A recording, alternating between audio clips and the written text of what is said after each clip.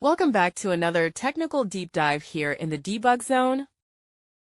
Today we're tackling a big question and breaking it down with insights from other users. Hopefully this clears up some misconceptions and helps you get the answer you need. So buckle up, stay a little curious, and let's jump right in.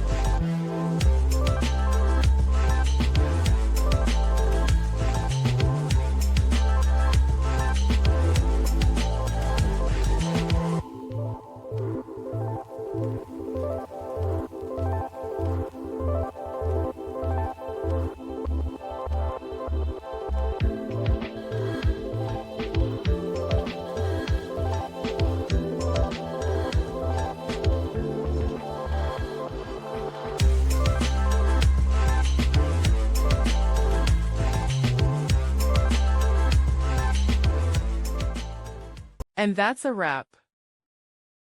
I hope you found the answer you were looking for. If you did, take a second to hit that subscribe button. It really helps out. And let me know in the comments which solution worked best for you. See you next time in the debug zone.